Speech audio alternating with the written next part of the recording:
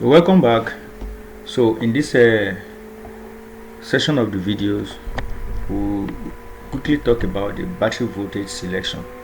If you remember from from the last video you watched, if you have been watching the playlist, we did the load analysis, and from the analysis we did, we were able to get 1630 watt hour as our total load for the particular project we are trying to use as a case study in this video tutorial.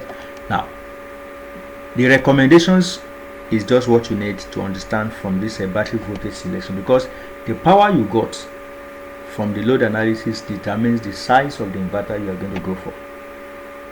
So recommendations, the global recommendation is that when you have power that is from 0 to 1000 watt, you go for 12 volt system. So for 0 for 1 watt to 1000 watt system, go for 12 volts battery. Now up to, that's for the second part, up to, then we use 24 volt system.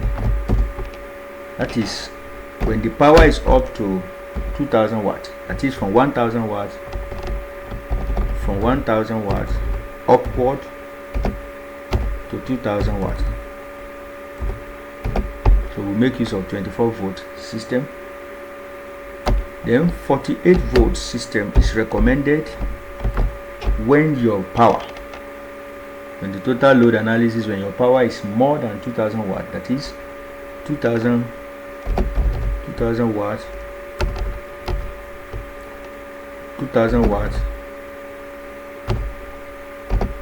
up to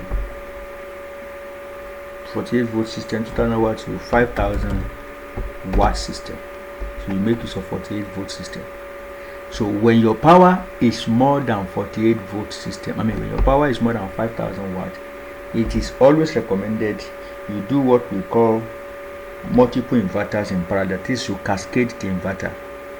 The advantage of cascading your inverter is number one, okay, for more than 5000 watt, consider using inverter in parallel.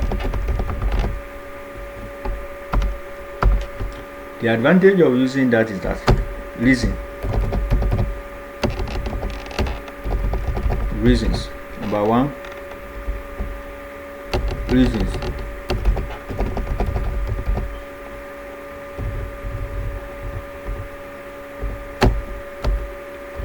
One of the first reasons is that, number one,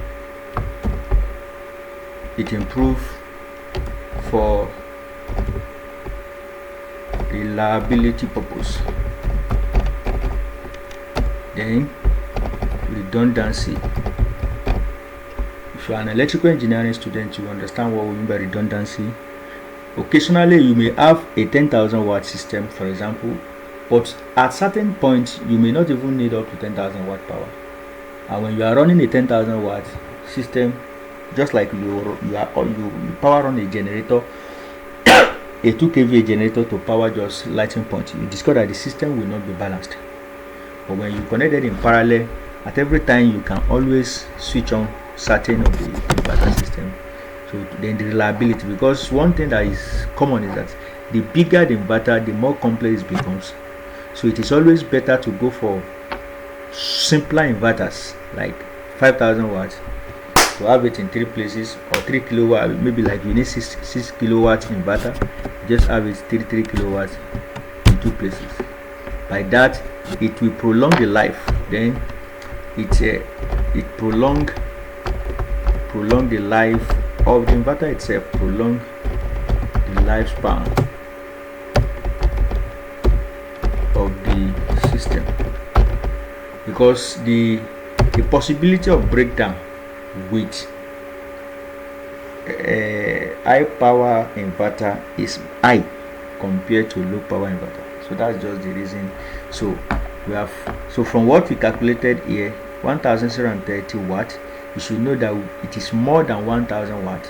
So we are not going to use a 12 volt system. So definitely from 1000 watt to 2000 watt, we will be using a 24 volt system.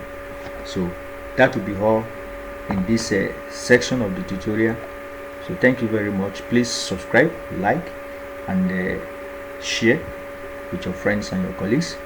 We'll be meeting in the next video where we talk about the third stage, which is calculating battery size. We have make battery voltage selection, which is we have concluded that we are going forward for a 24 volt battery based on our load. So we see how we calculate battery size. Thank you very much. Subscribe, like, comment. Your comment is very, very important to us. If there's a way you felt we should improve, maybe on any area, just send in your comment. We really appreciate that. Thank you very much.